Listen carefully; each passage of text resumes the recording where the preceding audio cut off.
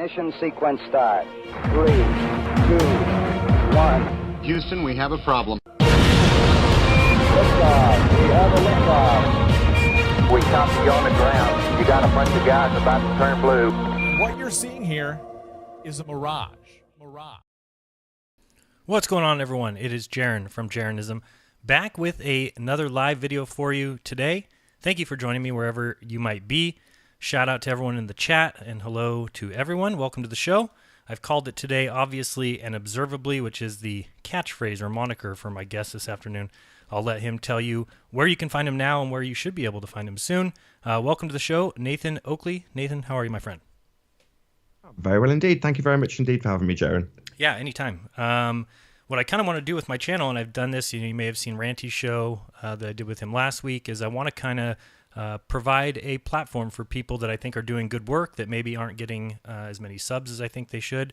And yeah, to have these little short hangouts and kind of highlight some people's work, talk and just kind of show people, the other options that are out there, the other channels that are providing good observations like Ranty is. And for me, I've learned so much from your popular Flat Earth Debate show. I take a walk in the morning about 2.5 miles, and it was just great to have something that I knew was going to be there. It just became kind of a regular day thing for me. I didn't participate much because I was just listening as I walked, but it taught me so much. And so devastating was the, these fallacious copyright strikes that you got. Can you tell everybody what happened to your channel? There might be people out there that haven't been able to find it. Kind of let us know what you were doing there and then what happened and what's the outlook going forward. Well, initially it was a community guideline strike that sort of forced me onto the second channel. And then over the Christmas period, I'd put up a load of premieres just to play out while I was with family and such over Christmas. So I didn't actually know this was happening. It was happening to the premieres. And obviously, if you're not monitoring them live because you're having Christmas dinner, you're not going to pay attention to receiving bogus copyright strikes. But over the course of about, a month, I received 19 copyright strikes against material that was my own. And I'm pretty fussy. I get caught out occasionally with material that's not my own, with people that come on the show. But other than that, I'm very fastidious about not having copyright material, not using music that's not my own. I have in the past on previous videos, which were also amongst some of the videos that got struck, but they have started to lapse. So I am slowly starting to regain control of my channel. So hopefully this will also sort itself out in the fullness of time. But so that's what's currently the situation.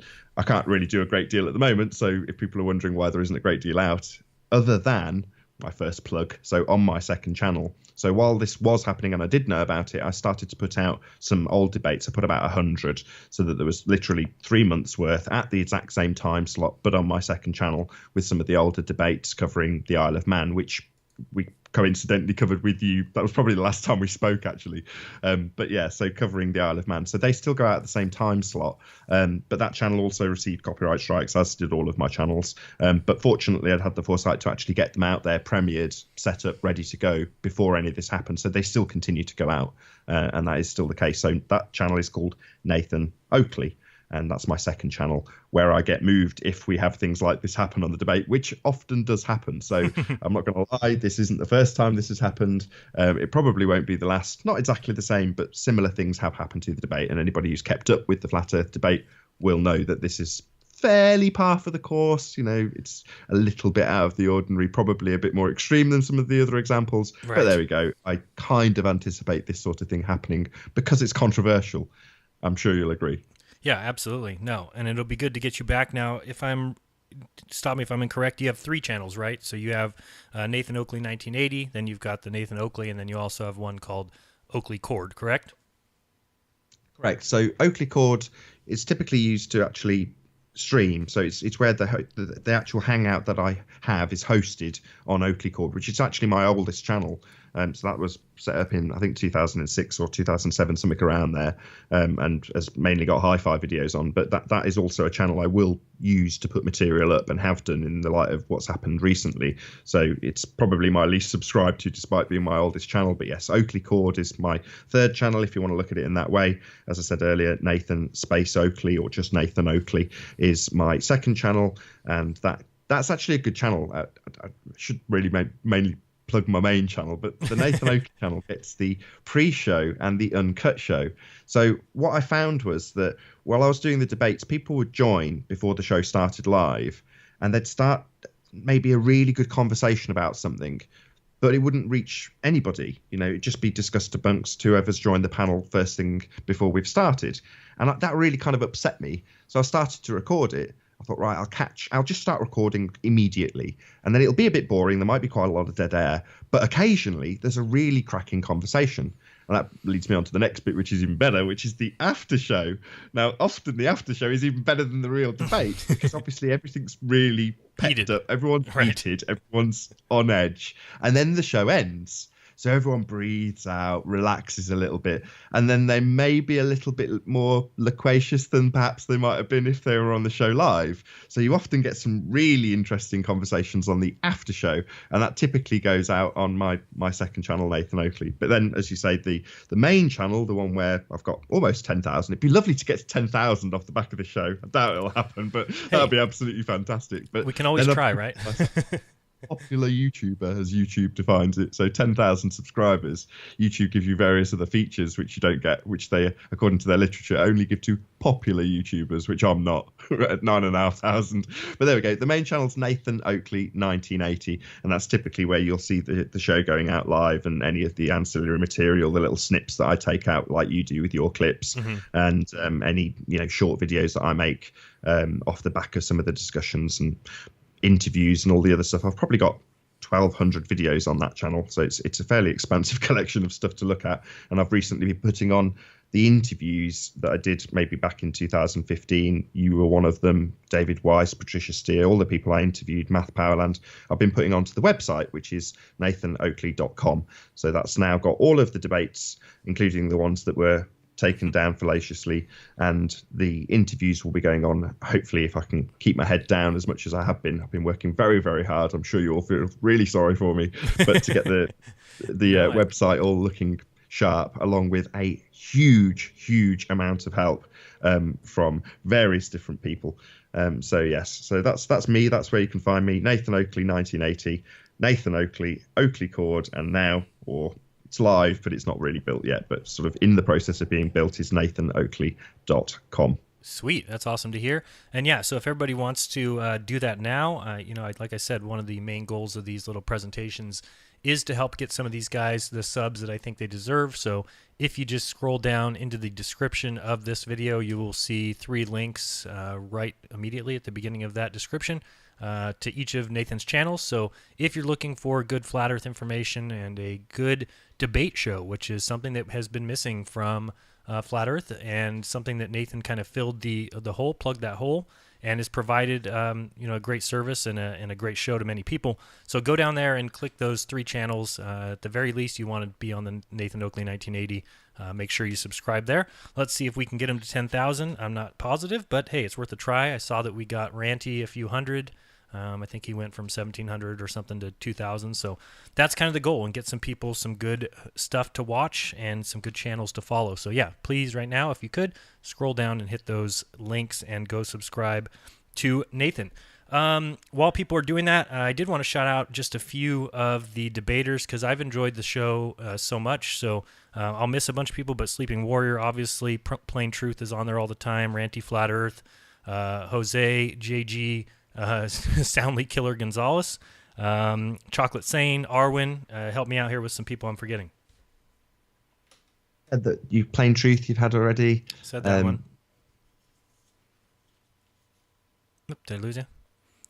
Yeah, my mind's gone completely blank. Why is that? Well, there's so many different people, and I'm just calling out some of the flat earthers, but also I enjoy hearing Apollo, and I enjoy hearing some of these other guys that come on, and Rumpus. Some of those guys are enjoyable to listen to and to hear on a daily basis, and I kind of miss it. So that's why I wanted to shout some of them out. So thank everybody who joins that show. I know I've been on it a few times, but would like to get on there some more. Personally, I'm terrible at debating, mostly because I have this idea in my mind where a good debate. Let's say that you have a debate over a topic. Whoever wins that debate doesn't make that the truth. And so I've always kind of had that in the back of my mind. But after listening to the debate show, I've been able to reword some of the things that I say. And then there's, the repetition of the show. This is something that I don't know if people notice or whatever. Thank you for the super chat. Appreciate that very much from Orange Super Chat. I will check, JBBBJBJB. Thank you very much. But one of the things that I find important is the repetition, and it may not be seen as important, but there's some things that have been said on the Flat Earth debates by Ranty, by Sleeping Warrior, by yourself, that at first I hear it and I'm like, what are these guys even talking about? That doesn't even make sense. And the next day it'll be said again, and I'll be like, I don't know about that. I still don't. And then I heard it a third day and a fourth day, and all of a sudden it kind of pushes its way through that wall that we all have built up in our mind sometimes that make things, I don't know, I hear the word impossible all the time, right? And, that's impossible. This is impossible. It's impossible that this take place. But people don't realize you have a phone in your hand that can send videos across the world in an instant. So there's a lot of things that people might think are impossible that I don't any longer feel that way. So I just love the debate channel, and that's why I wanted to call some of those guys out and make sure that people recognize that. The other important thing that I think is hugely important, and we're going to get into these right now, is what you call housekeeping. You want to explain to people what exactly housekeeping means? Yeah, certainly. So just an overview, if you have no idea what the debates are. So the debate is an open platform, and essentially the show starts and there's a link in the description box for anybody, literally anybody, to join. So if you have a YouTube account, you can click the link and join the show. Wait, even Red's Rhetoric could join if he wanted? Even Red's Rhetoric can join the show should he choose to do so. Okay, just making sure. That's enough. He can come in and just start debating. But anybody, literally anybody, can join the show. And at the very start of the show, massive shout out to Sleeping Warrior, because this was in essence his idea. So YouTube, also shout out to him, was basically pointing out that around show 100, there's been 684 shows in total, but around a show 100, we started to sort of get the feelers out for certain things that we consider to be undebunkable questions, and the context of the question will make it sense in terms of how it's undebunkable when I go through them. But ultimately speaking, it's anti-brainwashing. You're absolutely right. You hear things often enough, and we'll come to science later, but if you hear something often enough, it becomes washed out. Its meaning becomes less impactful. And with the brainwashing that you experience in terms of the heliocentric system, there's certain aspects of it that are taken as read, even though they're ridiculous, like seriously ridiculous. I mean, I'm hoping, if it's okay with you, and with a bit of your help, because I've got to be honest, the debate wouldn't succeed without the people you've listed, without Arwin, without Sleeping Warrior, without Ranty, without The Plain Truth, without Eric, without all of these people.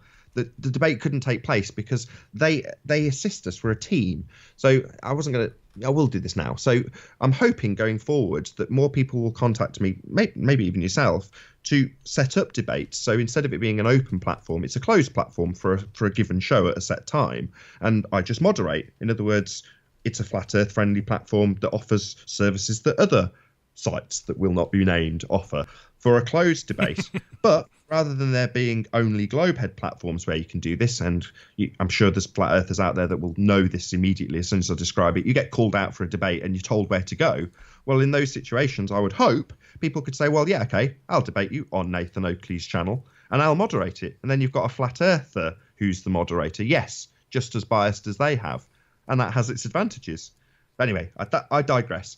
The point is that people can come on and they have offered up at the start of the show housekeeping, a series of questions that basically address some of the points that we are left with as a result of cognitive brainwashing. And it's a way of undoing those cognitions, because if you leave them out there vaguely, people won't necessarily get the point. But when you repeat them over and over again, and people do get in a flap about it and come on the show to say, how could you possibly assert that there's no curvature to Earth?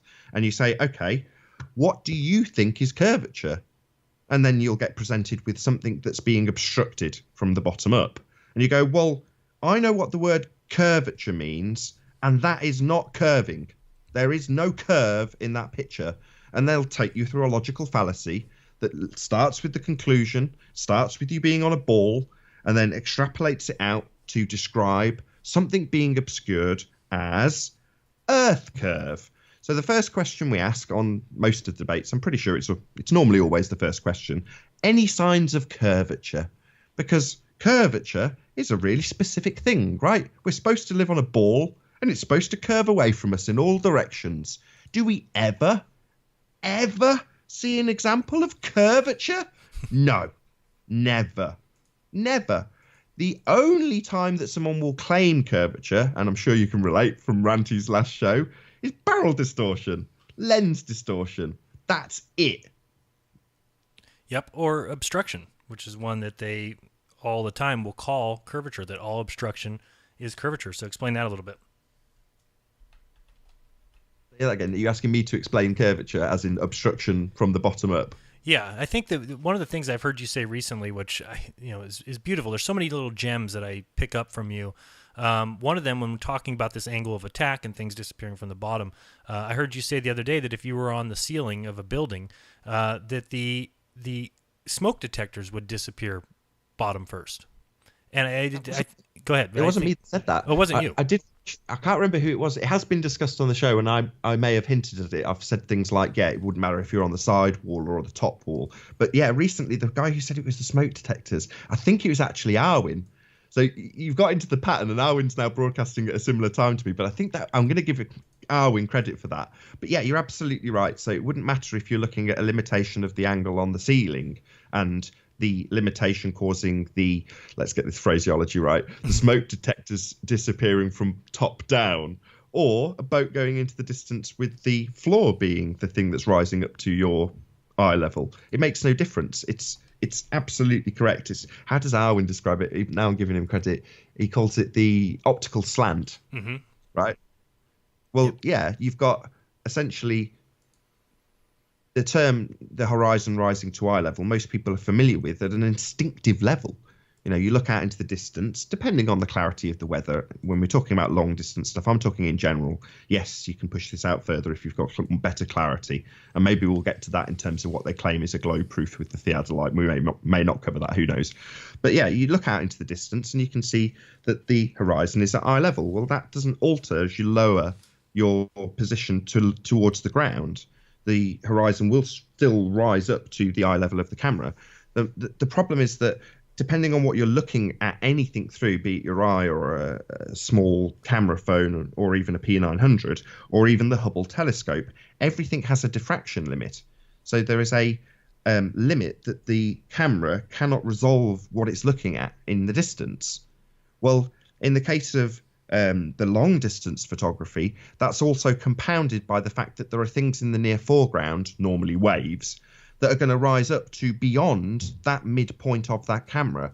So therefore, that's the first, and that's been addressed from 2015. Everybody's aware of that. Right. It just doesn't do a good enough job of explaining the other part of what we observe, which is that the bottom of whatever you see in the distance, if it's being obscured, may have also been squashed into the horizon. And then more often than not, you have a combination of both things together. So you have that squashing, which is then subsequently hidden by whatever's in the near foreground, literally obstructing at the midpoint. So it's a complicated topic, the angle of attack. But ultimately speaking, there's one word that sums up all of it: perspective. That's all we're really talking about. Right. And then one thing to do with the compression happening at the horizon line, or where we see the Earth meet the sky, is the issue with compression. And I heard it on your show one time, and I thought it was hilarious that one of the ballers asked, well, how come there's no compression left to right? Why is there only compression at this horizon point? Why don't we see compression left to right? So can you explain to people, because I think it's hilarious, what is causing the compression? Because I don't think if anybody asks why there's no compression left to right, then they don't understand why there's compression to begin with. Go ahead and explain that. Sure. So I'll start with the left to right bit. So from left to right, you've got an infinite angle. So there's nothing limiting your angle when you look further to the left or further to the right. There's nothing stopping you. So whereas earlier I said it wouldn't matter if you were looking down a corridor and you were looking down the side of a wall, well, obviously then you do have something obstructing to the left and to the right, and you would have the same thing happen. But when you're looking out across the ocean, there is no obstruction. So yeah, you're not getting any limitation of your angle basically when you look left and when you look right. Right. There's no ground in the way, except for, if you're talking about looking left and right, you've got completely 360 degrees of nothing getting in the way. The problem we have is when we're looking straight forward, if you're thinking 360 degrees on the opposite axis, the problem is that the ground gets in the way. So, and this is the compression that we see and what causes things to disappear from the bottom up. So, yeah, so the first thing for housekeeping is, evidence of curvature, which, people have tried to bring many. Do you have any examples of people that have brought different things that they're calling curvature, or you want to move on to the next? I mean, yeah, we get it all the time. I mean, I'm quite brash with some of the ballers that are regulars, Tim Osman being the most recent victim. But ultimately speaking, if you are to see obstruction from the bottom up, I mean, do you want me, I know we're going to come back onto the angle of attack a bit later. Maybe I'll save it for then. But, okay. Ultimately speaking, I'll round this bit out before we move on to the next housekeeping bit by saying this. If you are to see obstruction from the bottom up and then assert that it is Earth curve that is causing it, you require the presupposition of Earth being a sphere with an R value in order to make out that it's an obstruction caused by Earth curve. It's like every single assertion that the Earth is a sphere ever. It starts with the presupposition that you are on a sphere. That's how they do it. It's not curving. You're seeing obstruction from the bottom up. And I will, just so it gets it in twice, detail it a little bit here. So as you look out into the distance, if you are looking at a boat on the horizon, you have a wider angle to the top of the boat than you do to the bottom of the boat. So the smallest of angle is obviously lower to the deck, close to the thing you're looking over. That's where you have your most limited angle. Well, in the same way as if you were to push a Lego brick. So let's pretend it's something that's small so that it only has one angle. It doesn't have multiple angles. It still does. Everything's got infinite angles. But just for the sake of this example, a Lego brick on the horizon, if you push it further away, it gets smaller. Ergo, its angle decreases. However, if you're looking down something like a boat, the bottom angle is smaller than the top angle. So the effect at the bottom of the boat is the same as the Lego brick going further away. Its angle is smaller. And what happens when something's angle is smaller? Well, it's compressed. It's smaller in size. It's reduced vertically. So the same principle happens to a boat on the horizon. The top, where you've got a nice wide angle, will look perfectly normal. The bottom, where the angle is significantly reduced, will have the same effect as pushing something out further into the distance. It will squash. So Ranty, absolutely excellent, by the way. Big shout out to Ranty. Superb. Your discussion with him was probably the best presentation I've ever seen from him. It was excellent. Yeah, he did great. But he's loads of examples of this. And normally the globe heads just deny it. They just say they don't see it. There's blatant compression. Red pill philosophy, the same principle applies. He's got some absolutely epic examples of this. He looks out with his P1000 at some flats, apartment buildings to you Americans, and the tops are nice and wide. The bottoms are completely squashed. Ranty with his Stenoline boat. The word Stenoline is still legible, but completely compressed because it's in the most limited of angle. Well, as you push that boat a bit further out still, that most limited of angle at the bottom gets even smaller. Mm-hmm. And when it gets even smaller, it reaches what I vaguely mentioned earlier, which is the diffraction limit, the limit of resolution of the camera, the point where the camera can no longer resolve what it can see. Well, at that point, it disappears. So the bottom of the boat, the most limited angle of the boat, disappears first. That's a virtue of the diffraction limit and it being in the distance, not Earth curve. Right. Have you seen the most recent? I know you watched the Ranty show, so I'm sure you saw it. Did you see the Red's Rhetoric and Sean Stuffblurred and those guys' recent evidence of curvature when they took a photograph from a drone of the horizon and then compressed the image and called that curvature? Did you see that joke? Yeah, Ranty got in touch with me because typically Red takes his videos down, and Ranty called me all full of joy. Look what I've got! And he showed me, and I was just wetting myself. Ranty and I were in pieces because it's just an absolute joke. It's like that first grade flat Earth mistakes. You know what I mean? Right. That's terrible. I thought these guys would be well past that, and it just shows you that they're not listening, they're not paying any attention, and they don't understand lenses, and they don't understand how the eye works, and they don't understand the lens of a camera. They just don't get it. And it was like, as soon as I saw that video from Ranty, I lost my mind. I was like, what the? I could go take a picture of a straight line, and if I take a picture of it from above and condense it, it'll show curve. Like, are these guys really calling that their evidence of curvature? So yeah, so the housekeeping item number one that has been unable to be answered is evidence of curvature. Let's move on to the second one that I always hear is evidence of axial rotation. So yeah, tell us about that one. Right. I mean, I'm hoping you'll invite me back because this show was intended to be a show on logical fallacies. And the axial rotation one is a fairly recent one for me, which I'm delighted about because it was one of the last things for me to tick off the list. And it was basically a misunderstanding of a logical fallacy that I just didn't get. I didn't understand how the fallacy worked, and it took Quantum Eraser to explain it to me in detail for me to understand how that fallacy works. Now, I've already said this before, so it's going to stand true for everything, but you have to presuppose you're on a sphere if you're going to be giving out sphere evidence. And axial rotation, if I formalize it into the fallacy itself, you'll probably hear what you've heard a million times before. So if I'm standing in the northern hemisphere, I will look above my head and I will see rotation of the stars around Polaris. Then I move to the southern hemisphere, and then I see rotation of the stars in the southern hemisphere. How is that possible if we are not on a sphere? The only model that works on is a sphere. Does that sound familiar? Yeah, I've heard it many times. Okay, well, that's known as an affirming the consequent formal logical fallacy. So I'll detail it in terms of how that particular fallacy works, and then I'll go through it with the actual example that the globe heads give with the star rotations. So the fallacy breaks down as follows. If P, then Q. Q, therefore P. I'll give you an example that's not related. So if I eat 10 hamburgers, I am full. If P, I eat 10 hamburgers, then Q, I am full. So Q, I am full, therefore I just ate 10 hamburgers, even though I'm full because I'm drunk and I've drunk loads of beer. Right. That makes sense? Absolutely. So the fallacy is that one doesn't necessarily follow the other. There's another bit to tag on, so this gets a little bit more complicated. As I've just explained, you also require a second fallacy when they do this, which is begging the question, which is to say you assume your outcome. So they start with, of course, the assumption that you're on a sphere. If I am on a sphere, so we're already into a logical fallacy, we've already got someone placed on a model to do this example. So we're already assuming we're already assuming we're on a sphere. If I am on a sphere, then I will see star rotation. Yeah. So we've got if P, star rotation, and then we have the begging the question again, in the northern hemisphere. So their example already has the outcome inserted into it.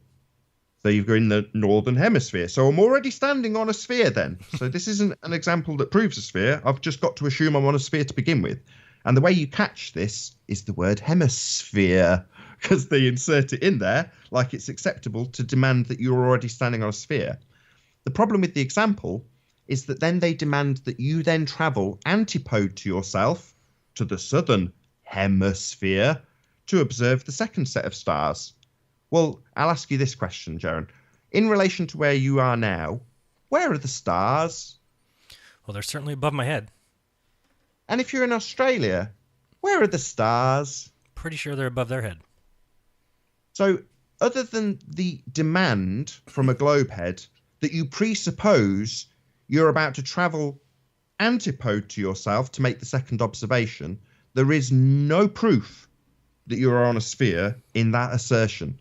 It is the assumption that you're on a sphere coupled with an affirming the consequent formal logical fallacy. If P, then Q, Q, therefore P.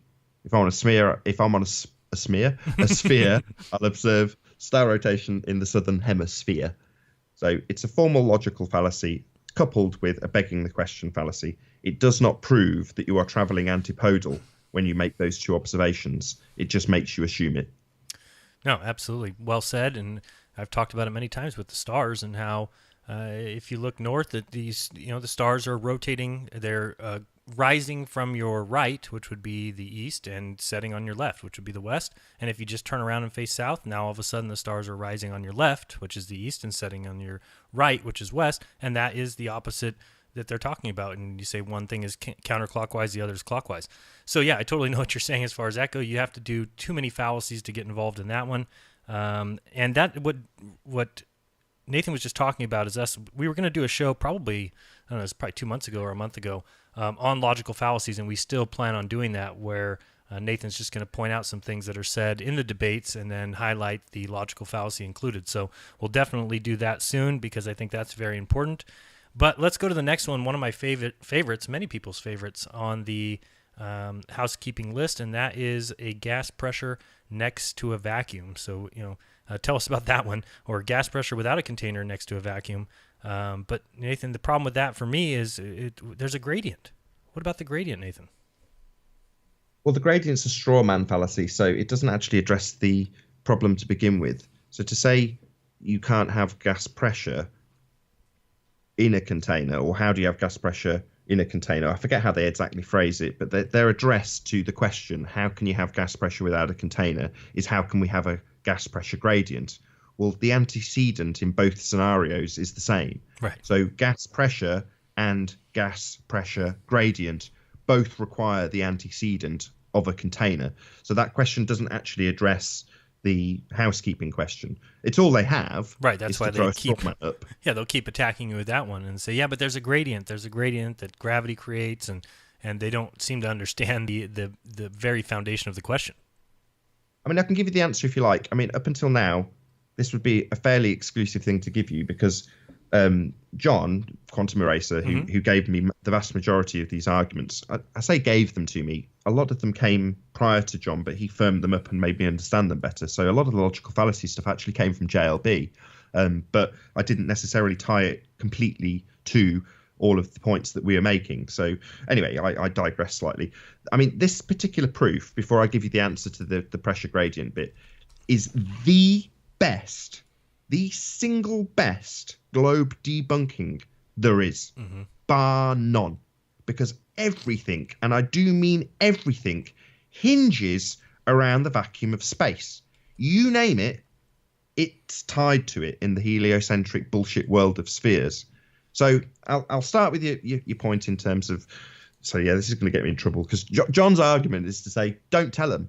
It's a straw man. Why give him the answer to the pressure gradient part of it when it doesn't address the necessity to have a container, the antecedent for gas pressure being the ability to press on something, i.e. a container. Right. But we live in a dynamic system.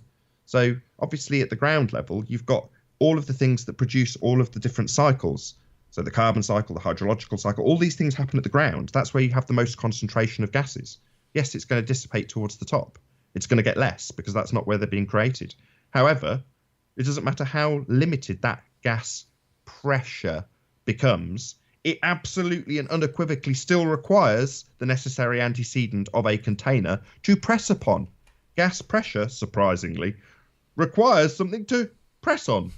So the question in housekeeping is, how do we have gas pressure without a container? And as Jeran rightly points out, what is space? This region nobody has ever been to, this region that nobody is confirming or validating, this region that we are led to believe is a vacuum. Right?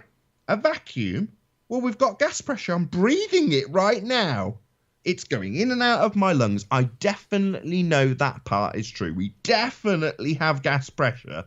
The vacuum, well, I've never seen that bit. Right. And it's a second law of thermodynamics violation.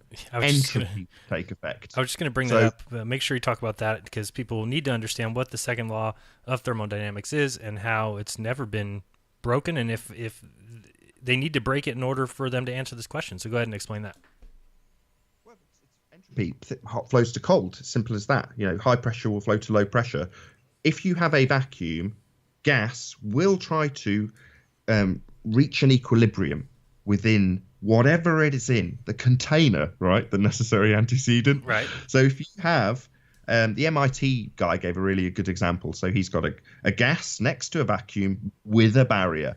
And the moment you really remove the barrier, the gas instantaneously fills the vacuum. So that's precisely what would happen, as dictated by the second law of thermodynamics. Right. Now, this is a law. This doesn't require scientific validation. It requires somebody to show me it not working. Show me an instance where you can have gas pressure without a container. So to visualize this, because obviously at the moment we're contextualizing this around space. So that's a fairly big concept to wrap your head around. And And you've even mentioned their only argument, their only straw man, which is the gas pressure gradient. But if you put it into terms that people can visualize like they would on a TV screen, and you visualize a vacuum chamber. So you've got a vacuum chamber, and inside that chamber, you've got a fairly solid balloon. In other words, it's not going to expand the balloon itself into the chamber. It's going to be fairly, structurally solid. And inside that balloon, you've got gas at a given pressure. And it's there, it's on a stick, it's inside the vacuum chamber. The vacuum chamber's turned on because it's a fairly solid structure. It doesn't deform too much, it expands a little bit, but ultimately it's there. Now, what you need as a globe head, if you believe in the religion of the space that is a vacuum, is to have that balloon inside that vacuum removed and still have that ball of gas remain a ball in the center of the vacuum, because that is precisely what the heliocentric model has. Right. It has Earth, this tiny little dot in a vast, enormous, never-ending vacuum of space. And that dot has got on the outside edge of it gas pressure, not dispersing, not following the second law of thermodynamics, not succumbing to entropy. Nonsense. You can't have gas pressure without a container. Now, why is this such a great globe debunking? Well, every single argument, Patricia did it with me the other day. She was like, oh, right, so that means that rockets don't work in space. I'm like, forget the rockets. You completely debunked the medium with that question. Right. The medium no longer is possible. Who cares about rockets in space? Space has been debunked. You can't have gas pressure without a container.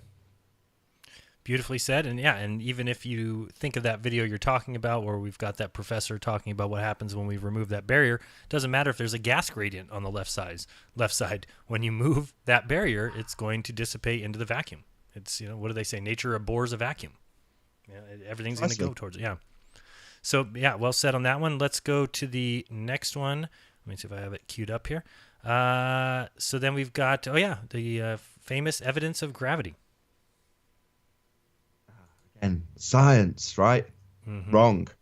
So let's get some clarity first of all. Which gravity do you refer to? Right. There's two. If there's many more than that, but certainly not the Newtonian gravity that we all learned in school, or most people learned about and think that's so perfect. There's also the Einsteinian bending of the magical medium of space-time that, again, no one's ever seen. All right. I'll start this with the statement. The statement debunks both. There is no scientific evidence of gravity. None whatsoever. We have two different versions. One is the most familiar to people, which is Cavendish gravity. You referred to it as Newtonian gravity, but Newtonian Cavendish gravity, if you will. So Newtonian Cavendish gravity hinges around the Cavendish experiment. And the Cavendish experiment is not an experiment. It's not scientific. It does not follow the scientific method. It does not have an independent and a dependent variable. And if people, as they do, call it an experiment, as soon as they use that word, you can debunk it, because it's not scientific, it doesn't have an independent variable, and it doesn't have an observed phenomena. The whole point of the scientific method is to observe what we see in the physical and natural world. That is step one. Observe a phenomena. Well, the Cavendish experiment conjures the phenomena within the experiment. Well, the experiment stage is the last stage in the scientific method, not the first stage. So to conjure their phenomena being torsion bar twist, mass attracting mass, the cause being mass. So their hypothesis is ludicrous. If mass, then mass attracts mass. Well, there's no gravity in that, as was ably and excellently demonstrated to Phil, the physicist, by Anthony yesterday. It was absolutely epic. But yeah, so there's a bit of a cognitive break with a lot of the people of science, in quotation marks, when it comes to the Cavendish experiment, in quotation marks, because it's not an experiment. It does not observe a phenomena. It does not have a viable independent variable, and is very quickly ripped apart as pseudoscience. The point, to bring it down to a fairly easy to digest and understandable way, in science you are proving things by varying and manipulating a presumed cause of an effect. your presumed cause being your independent variable in the hypothesis being actualized in an experiment. Well, the independent variable, presumed cause, should be the thing you think causes the phenomena. Gravity, right? No, they blame it on a concept, mass. Well, mass is a concept. Concepts don't cause things. You just insert gravity and call it the hypothesis, which is what happened yesterday, which was epic. So a hypothesis is no longer a scientific prediction, according to this physicist guy, Phil. According to him, it's actually the label of gravity. That's what a hypothesis is, right? No, wrong. It's a scientific prediction. It predicts the cause of an effect, and then you go and validate or invalidate that presumed cause with experimentation.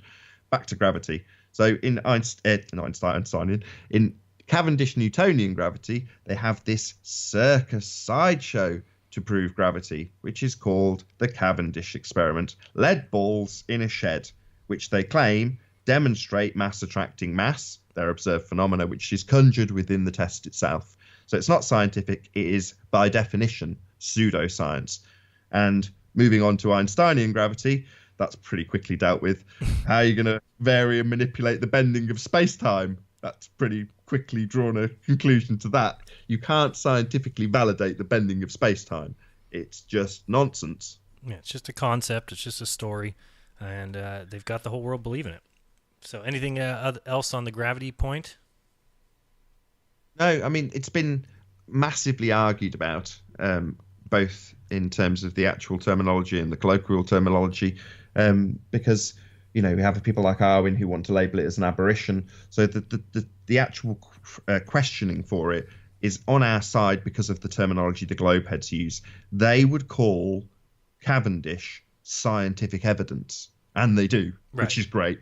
So now the question has just got rephrased because of all that argy-bargy between, let's call it the internal struggle of flat earthers with the concept of gravity, which again, I should really give a brief explanation for. But yeah, it's now the question is there any scientific evidence of gravity? As that is the standard laid down by them for this nonsense concept of gravity. So why not ask them for scientific evidence? They're never going to provide it. They'll just parrot Cavendish or quote Einstein, and neither fit the bill. So there's no scientific evidence of gravity. That's what we ask for. In terms of what is gravity, because ultimately speaking, there's going to be people out on your audience that are like, well, that's great, wonderful. What are we left with? You're just saying it doesn't exist, it isn't real, it's made up, it's a concept, it's not scientific. Wonderful. Well, in terms of what we actually have, I think Morgile many moons ago called it pressure density. Well, it's actually nothing to do with the pressure bit and just the relative density. Relative density, so, yeah. I think that's the best way to describe it. Precisely. So those two words sum up precisely what's going on. So when they describe 9.8 meters per second, well, they're talking about removing the medium and then measuring objects that have no relative density to compare to. Well, if you put yourself into a swimming pool, potentially, you float. Well, you're not going down, as they describe it. Your position is either neutral or you might be sinking slower, but you're not going to be dropping your position in the same way as you would in air. And the same applies for things like an anvil. If you put it in mercury, it'll float. Well, it's a very dense object, but relative to the medium that it's in, it's not. It's all about the relative density of whatever medium you're in. So they've just hijacked that and again inserted this presuppositional value of G. And then with that value, as ludicrous as this may sound, again, there may be people in your audience that don't know this, but with that tool, with the Cavendish experiment, apparently they can weigh every planet in the solar system. It's amazing. It is certainly amazing. All done in the 1700s in a shed with a telescope and a wooden shed. And yeah, it's insane that people have bought into that, but you guys have done a great job of exposing it. The next one is one of my favorites. I think it's missing a point, but I still like it. It's distance to the sun. The part of that I think should be added to that is the size of the sun, because really when you're talking about these lights in the sky, you need to know one or the other. You need to know the distance to this so-called light in the sky. You need to know the size. And when you don't know either, then you start asking the question, where's the evidence for the distance to the sun? I still have not found any. What about you? What say you? Well, no. I mean, the answer I get typically on the debate is there is no distance to the sun, and it's based on two presuppositions, one from Huygens and one from Aristarchus in terms of radius and Venus. So you've got a presupposition that Earth is a sphere with a given radius, and then you make a further presupposition that Venus is the exact same size, and then you apply Kepler's third law. So that gives you all of the relative dimensions, and then you just say Venus is the same size as Earth, and then that will give you the distance to the sun and the size of the sun. So you can just scale it. I know you've covered this before because you actually did the maths once, I'm sure, on a very good video you produced where you just showed that you could ultimately change the distance. Not only can you, it has. I was just looking at the super chats real quick, and I do want to go back to this one from Carlos Pagan because this is where I struggle to not understand how people don't get this. The question is, how can the bottom and top of the boat have different angular size if they're both the same distance from the observer? And I thought Nathan just did a great job of explaining it, and obviously not. If we're still getting that question with the super chat, thank you very much, Carlos, for that. But let's just, before we move on, I just want to go back and hit that one more time. And I think the best way you described it, the Lego brick works well. But I think one way you described it was... I'll have one more go. Yeah, so sure, if please. So if you're looking at a ruler in the distance, well, if you draw from your eyeball to the bottom first centimetre of that ruler, yeah, that will give you a given size of a given angle. Well, then if you draw two more lines to the top 10 centimetres of that ruler, obviously the top 10 centimetres of the ruler is a wider angle than the bottom 1 centimetre. So there is literally a smaller angle to the bottom of the ruler than there is to the top of the ruler.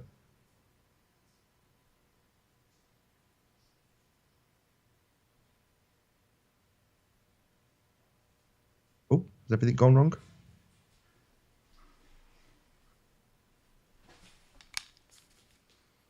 Oh, hello. I lost you. Sorry.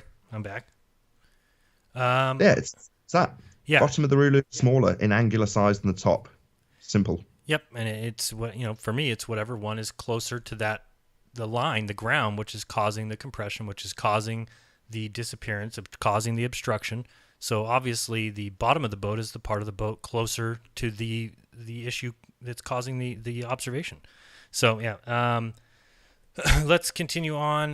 Did we finish? Oops, I lost my page here. Just before we do, Yeah, so please. we were on the sun, but I'll do one more shout out in that regard because he did a miles better job than me. He credited me and did a better job than I did, which was Red Pill Philosophy. So at 27 minutes in his video called Flat Earthers Humiliate National Geographic, he does a much better example with great pictorial examples of exactly what I have just explained. So massive shout out to Red Pill. You did a far better job than I, even though you credited me. So 27 minutes, his video is called Flat Earthers Humiliate National Geographic Humiliated by Flat Earthers. So check it out. He's got a visual demonstration of exactly what I've just described. He goes through it verbally. Big shout out to him. Red Pill Philosophy. So yeah, distance to the sun. Maybe I normally lean on Anthony for this actually, Jaron. So if you can talk about Huygens, that'd be great. Yeah, well, I mean, for me, the problem is when we talk about the distance to the sun is when you go back and you try and find where they first got this, and all of a sudden it comes into play with, they say, oh, well, there was the transit of Venus. You're like, oh, the transit of Venus proved the distance to the sun?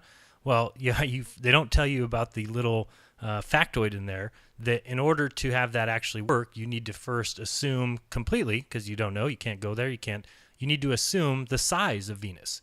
And so somebody just looked in the sky and said, what if Venus is the same size as Earth? And again, we've already talked about the assumptions that you need to, the presuppositions that you need to hold to get to that point. Well, then imagine the presuppositions that you need to assume to say, well, that light in the sky that we see is the same size as Earth. And then all of a sudden, when you see that and you calculate the distance and you look at the transit of the sun, then they came up with the distance to the sun. Again, it's not proof. It's just simply a so-so story. It's a good story, and you can believe it if you want. But again, we go back and we say, well, where's the evidence to the distance to the sun? And they say, oh, well, if you assume that this planet, this moving light in the sky, is the same size as we've assumed the Earth is, then we can calculate the speed that it moves across the sun and get the distance to the sun and get the size of the sun. But again, the one thing missing from all this is evidence. It's just simply a story. Yeah, exactly. There's no distance to the sun. They're not triangulating it. They're making an assumption that Earth is a sphere with the size that they state, and Venus is the same size. Right, yeah, and a lot of people say, well, they triangulate this distance. It's all triangulated, and what they don't realize is you have to remember that the sun and moon are the same size or close to, almost exactly the same size in the sky. And so if you're just basically using triangulation, well, then you'll get the same distance for the moon or the sun. So you have to then have an additional fact in there, and that is the distance that we're talking about these items are. So again, you can make them the same size in the sky, and I did a video called Scaling Invariance, where I tried to show people that you can just change the numbers on all these lights in the sky, and everything still works. You just need to scale them correctly, meaning scale them equally. And in that case, then you can be talking about a sun that's 300 million miles away, and in that case, it makes it 3 million miles across. You can change it to whatever you want as long as it works in their system. So this is a big problem for me when I'm saying, well, where is the evidence to this distance that you're talking about? Because otherwise, we just look in the sky and see a moon and a sun that both appear to be the same size. Well, of course, that doesn't work in their model, so they've had to move the sun out 400 times further and made it 400 times bigger as well. Yeah, that gets me. You see the sun in the sky, and it's fairly small. Realistically speaking, it's a small thing in the sky. You can block it out with your thumbnail. According to globeheads, it's absolutely enormous, right? It's 1,000 times bigger than us. Oh, it's 867,000 miles wide is how big they say that the sun is. Again, you can cover it with your fingernail, simply putting your thumb up in the sky, and you can cover the entire sun. But you are forced to believe, or you've been told from the time that you first started going to school, that it's actually almost 1 million miles wide. It's 1 million times the mass of the Earth. It's, all these crazy numbers. And again, in their model, it has to be. It doesn't mean that it is. It just means that in their mathematical model that they've designed, it has to be those distances. But again, this is why we're asking for evidence to the distance of the sun, not what story you're telling people about the distance of the sun, which is what we get all the time. We'll hopefully cover this next time we chat, but the whole concept of living on a sphere is also a logical fallacy. And in some ways, I think this is almost like a joke on us because we're taught it as a model. Well, if you look up reification fallacy, the example it gives is the map is not the terrain. To assert that we live on a model is the definition of a reification fallacy. So the model is just that. It's just a model. To say that because the model does something means the Earth is the model is nonsense. We don't live on a model. Or because the model works in this regard, then it means you must live there. That doesn't mean that at all. No, it doesn't matter if they have an explanation with a spinning sphere that they can use to describe things. We don't live on a spinning sphere. The Earth is obviously and observably flat. To say that the model works, therefore the Earth's a sphere, is, by definition, a reification fallacy. We do not live on a model. Yeah, and just because you can create a model around observations, that it doesn't make that the case. We don't live on a model. I think that's couldn't be said any better. Let's get to this last one here, which is a great one. Everybody laughs at this one, and I do sometimes say that David Weiss is the most hated man in flat Earth, but I don't know. You might be running neck and neck with him because I've seen just as many videos about you, calling you every name. You're a shill. You're this or that, and all making fun of your asking for the evidence of R. So go ahead and explain to people what you're asking for when it comes to evidence of R or the radius.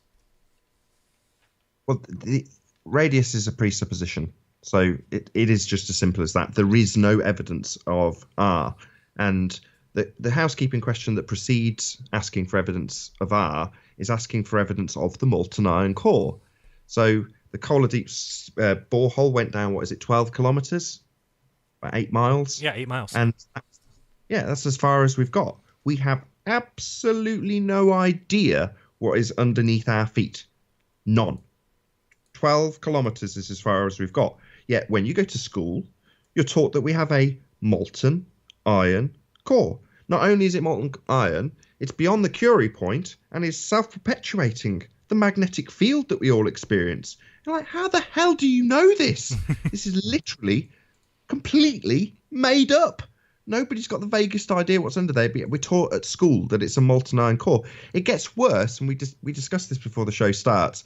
We're definitely not going to get time to cover science and various other things on this show, but we'll probably round out at the end of housekeeping, which is probably no bad thing. But we're talking about the formation of the molten iron core. Now, typically, when you've got something like the Cavendish experiment, you can at least pull something apart, right? There's at least a claim of science and the pseudoscience circus show to have a look at. In the case of the molten iron core, they've got just a just so story. And that just so story, children, is going to be told to you now. If you don't know it from school, you're going to hear about it again now. It will definitely be familiar. So we have all these planets, and they're circling the sun on their various orbits. And one of them is on a very dangerous course. That planet is called Theia. And that planet is getting ever closer to the fledgling small dwarf-sized Earth. And eventually they collide. At a glancing blow, Theia obliterates into a million zillion pieces and floats around the newly formed Earth, which has luckily had a giant molten iron core deposited on it from this other very hot planet called Theia, which is then coalesced by virtue of this imaginary thing called gravity into the moon. So that is the story of the birth of the molten iron core. And it's true because they made it up themselves. That doesn't make it true. I thought that's all you needed to say. It's just nonsense. We don't have any proof of radius. There is literally just the mathematical presupposition, which came from Aristophanes and Aristarchus, looking at a light in the sky and saying, hey, that light's curved. Well, that must mean the Earth is a ball in space causing that shadow. And from there, the Earth was a ball. It's amazing. Yep, sticks and shadows. And I did miss one. I totally messed up. I was trying to do these in order. But one that I forgot that you've been mentioning this whole time, let's just talk about it real quick, is the molten iron core. You just explained it. But again, we've only been 8 miles deep. And to claim that we've got this liquid iron, molten iron, flowing through, I did a little funny video that I sent you probably about a year ago at this point, just because I thought that one was hilarious, and pulled out a globe and drilled a hole in it and looked inside to see if I could find any molten iron core. But it was just to kind of show people that we haven't been there. Nobody's dug that deep. When they get 8 miles, all of a sudden the ground is too hot and too solid for them to even get these diamond-tipped drill blades through. So yeah, the molten iron core, which has been taught to everyone and continues to be taught to school children today, can't be proven. And yet they teach it as if it's part of the scientific method. And yeah, we did talk about that a little bit before. And yeah, I think we want to do another show soon again. And I always ask people to comment whether or not you like these little shows. And so far, everyone seemed to like Ranty's show. I'm sure people will like this one, so we can talk about it again. But when it comes to this idea of science and what meets the science definition, I think there's so much for us to go into there. I wouldn't even know where to start, because when it comes to this molten iron core, for people to be taught the scientific method in school, and so you understand, and it actually makes sense. I remember that being a big day in school when you hear that and you're like, well, that's definitely the best method to get to the truth. I mean, why would anybody argue with that? It seems like it is the absolute perfect way to get the closest you can to the truth. So you learn about that first. And then they start teaching you about these scientific subjects like the molten iron core, or like these lights in the sky. And since it's in the same class, it's in science class, you just learned about the scientific method, you just automatically assume that all of these things that we are learning must have gone through the scientific method, or else why are they being taught in science class? Now, that's not a question I asked for 30 years until after that point, because I assumed the things that they were teaching me had gone through the scientific method, and I think Nathan's show does a great job of proving that they don't. There is no scientific evidence for it. It's just a story. But go ahead and comment on the molten iron core before we finish off with the radius.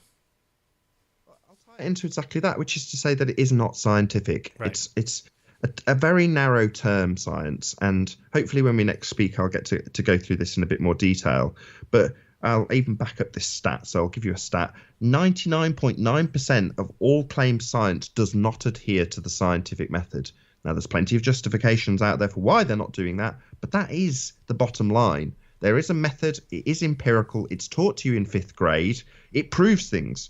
Now, as soon as you're taught that, you then immediately get told about nonsense, which is circus show parlor tricks that aren't scientific, that aren't adhering to this method that you've been taught, and is empirical, that does prove things, that does lead the way in genuine scientific discovery. We're told things like astrophysics is science. Wrong. It has one step in the scientific method: observe a phenomena. They're not independently varying and manipulating their presumed cause of their phenomena. They're just having a little look at it. Well, that's fine, so long as you don't declare it science. Because Right. as soon as you do, it gets labelled pseudoscience. And this is not necessarily a one-man crusade, but certainly something I have a bee in my bonnet for at the moment. And, people get the the rough end of the stick from me for it. Unfortunately for me, when I was taught this information as a blank canvas by Quantum Eraser, little did I know that it's a double-edged sword. I'd be walking around chopping the heads off flat earthers as much as globe heads when they assert that they've got science when they haven't. So again, that's going to be something for perhaps another day. I know we're almost up on the hour. We're well over the hour. Yeah, that always happens. But I do want to do a show on what is science and what isn't, and then also a discussion around that as far as fallacies go. The other thing, maybe we can do this show, again in a week or so, because I do want to discuss.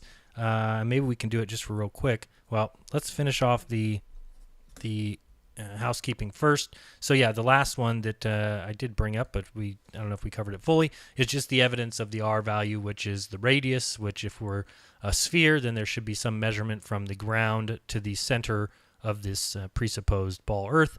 But go ahead and explain that one, and if you did, just kind of round it off. I mean, during the debate, we were finding ourselves arguing about terrestrial refraction, which is 7/6R. And this is the presumption that light can bend around the presupposed radius of the Earth.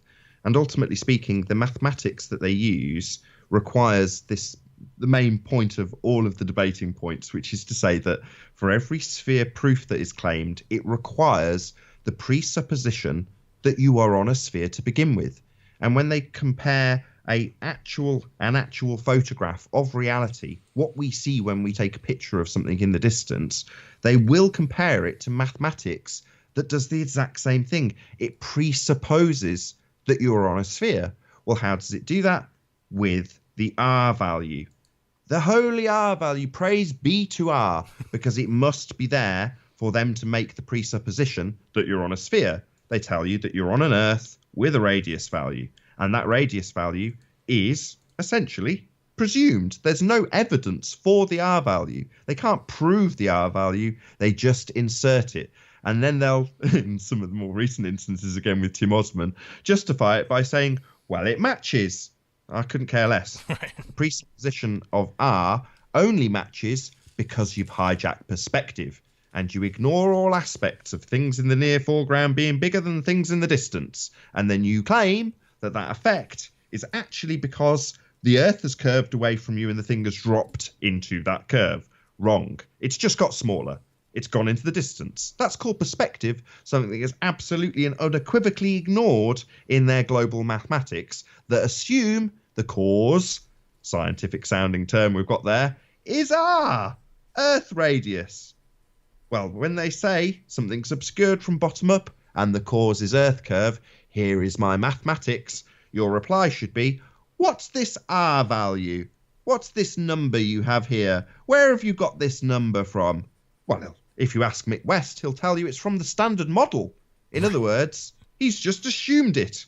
That's what they tell us it is, so I'll use it. It's the standard model. Well, we don't live on a model, and to assume that we have an Earth radius is to assume we live on a sphere, and we do not. That's pretty much it for the housekeeping. It only took an hour. That's good. No, I think it's great that people at least hear him and understand him. And I think the most intellectually honest position that you can take in this whole entire debate is exactly what I said your moniker is or your slogan is or something I've heard you say repeatedly over and over again, is that when we look at the Earth, and I don't even hear Globers arguing with this point very much, that the Earth is observably, and as Nathan says, obviously and observably flat. So at that point, if we were grown up to just accept the world as it's handed to us and see things that we can see and at distances that we can see them, and then we were given this other information, and if we were older and had a chance to actually consider what we were being told, then I think there would be a we'd be in a different situation. The problem with it is you are indoctrinated to believe certain things.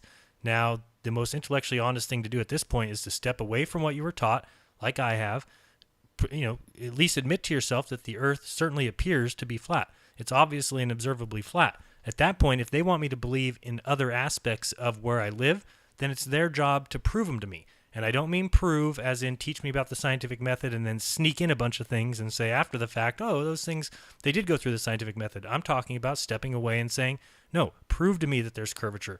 Prove to me that there's a molten iron core. Prove to me that the radius of Earth. Prove to me that there's evidence of gravity. These are the things that they can't do. And so I think the intellectually honest position is to be in the exact position that I'm in and Nathan's in, to say, no, the Earth is obviously and observably flat until you prove otherwise. And that's what we're asking for and what Nathan asked for on this debate show. Yeah, the term, what we see here is a mirage, is an assertion that what you are seeing, you're not really seeing. Right. You're seeing a slightly looming non-standard refraction hyena hologram of the Chicago skyline bent up at 7/6 of the radius of the presupposed Earth curve that you don't see and doesn't curve, coming back perfectly in scale into your line of view. That's what you must believe if you're on a sphere, that you're seeing a slightly looming non-standard refraction hyena hologram of the Chicago skyline. I see the Chicago skyline. The Earth is obviously and observably flat. Right. And if it was a mirage, like I'm told, then it would have the aspects and the characteristics of a mirage, which none of these observations do. So you can't just tell me it's a mirage. Like, no, I know what mirages do. I have seen mirages. I can point them out quite easily. When you're talking about these buildings across Lake Michigan, or you're talking about Canigoo from 1,000 feet at 175 miles away, or these other observations that Ranty's showing, these observations don't fit.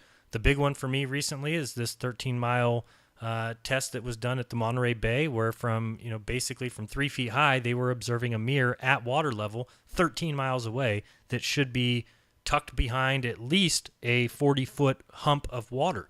And it is impossible in everything that I've ever seen. I've never been shown anything that would lead me to a different belief here. It is impossible that you are able to see that mirror through some magical, call it non-standard reflection, call it looming, whatever you want. I know how mirrors work, and I know how reflections work, and that if there is something obstructing that mirror, you cannot see it, period. If there's anything obstructing it, put a cardboard piece in front of it, put anything in front of it, and if it obstructs the mirror from the observer, then there will be no reflection in that mirror because it's obstructed. So when we're seeing the reflection over 13 and a half miles, and we're seeing it over a supposed hump that's supposed to be there, that is the kind of evidence that we're talking about, that there is no curvature. That's the evidence that certainly the Monterey Bay is as flat as can be. How are we seeing a mirror? They wouldn't have used mirrors to signal from mountaintop to mountaintop back in the war days if it wasn't something that could be controlled by saying, no, you have to be within this line of sight. You have to have line of sight to this mirror to see this signal that we're sending across this great distance. Well, we're seeing those signals sent across water when there should be a 30 or 40 foot. And think of how tall it is. 40 feet is a 4-story building. That's how tall this water mound should be between these two observation points. And it's not there. So, yeah, for me, the evidence is showing up in every possible case to prove that the Earth is not curved and that there is no hump, between those two locations. So, anyway, the other thing I wanted to talk about, and we can talk about this in a week if you want, is the Dr. John D. experiment. Because I like it, but again, the problem is with the wording. So do you want to talk about that next time, or do you want to comment on it today? Well, I'm in the middle of the back and forth with him about this exact subject. So, Effie Core and Adam Meakin and even yourself have had me fire breathing on them on this exact subject. And with Dr. John, I'm currently in the back and forth exchange about this exact subject. Okay. So, well, let's wait, because what I want to do is...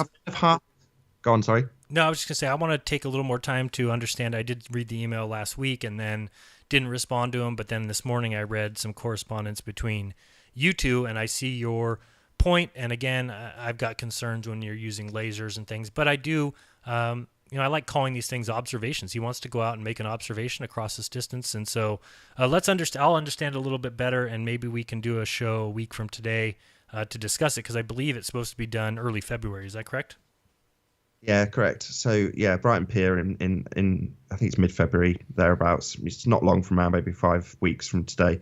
But yeah, it's being termed an experiment. That's my only gripe with it. It is an exceptionally good observation. Right. And we've just stated the Earth is obviously and observably flat. This guy wants to go out and observe it. Great, wonderful. Calling it an experiment. That's going to get me chopping your head off, unfortunately. But for the time being, no. I think it deserves more, so that it's not just around the subject we're just currently talking about, because it's Good. An exchange between John and myself, or Dr. John, I should say.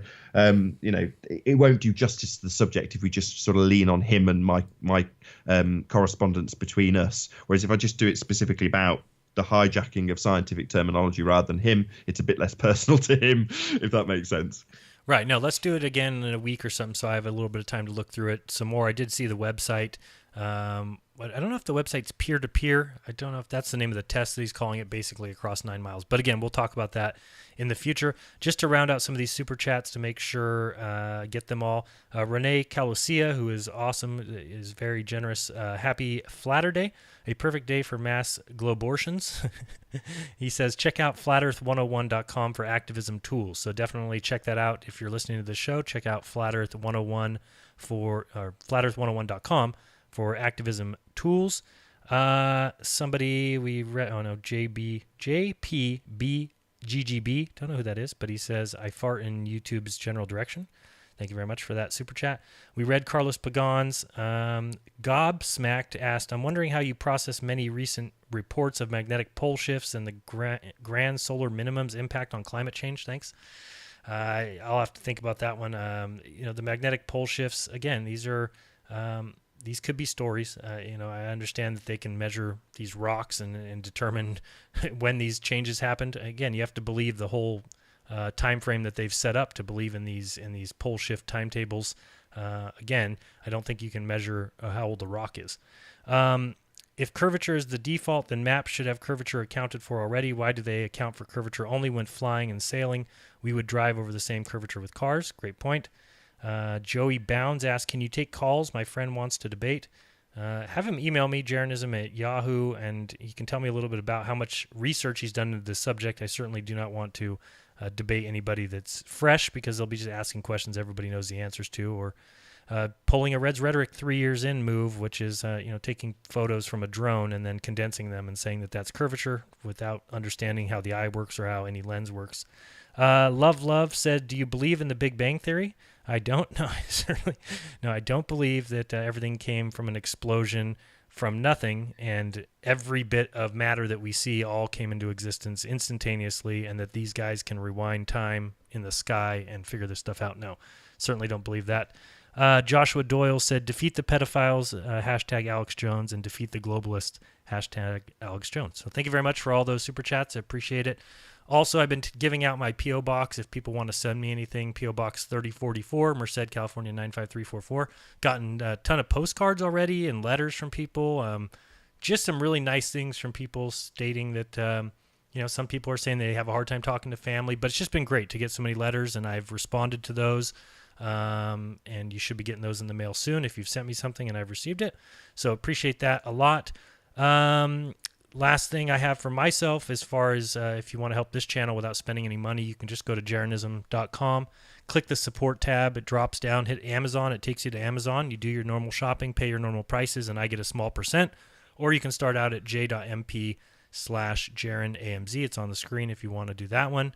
I always have to say thank you to my patrons. They're the ones who allow me to continue doing this. So thank you very much. If you want to join them, patreon.com/Jeranism. And then Nathan, just tell everybody once more time where they can find you and how they can support you, if that's possible. Do you have a PayPal link, that kind of thing? And then hope to talk to you again soon, but let's go ahead and round that out. So here's Nathan to tell you where you can find him. Yeah, my main channel is Nathan Oakley 1980, which is all one word. I've just put a little hi with a wave in the chat, so you can click on the 3 dots and go straight to my channel and subscribe to me there. or there's the secondary channel where the uncut and after show gets broadcast, which is the Nathan space Oakley or just Nathan Oakley channel. That's my second channel. And then Oakley Chord, OakleyChord, which occasionally has broadcasts from it, depending on what sort of trouble the show's going through at the time. But yeah, so my main channel, Nathan Oakley 1980, and Nathan Oakley are the two main channels. And then there's my website, which is only just been started, which is nathanoakley.com. Beautiful. How about if people want to donate PayPal? Do you have a PayPal set up or anything like that? In pretty much every video, every live stream, there's a link to my PayPal and things of that nature. And yeah, massive shout out to all of your Patreons and super chatters and all the people watching. Thank you very much for having me. It's been absolutely super. Thank you very much. Yeah, I hope to do it again. So that was Nathan Oakley. This is Jaron from Jeranism, reminding you to do your own research, because when you do, you'll never again believe what you've been taught. Till next time, this has been Jeranism. Peace.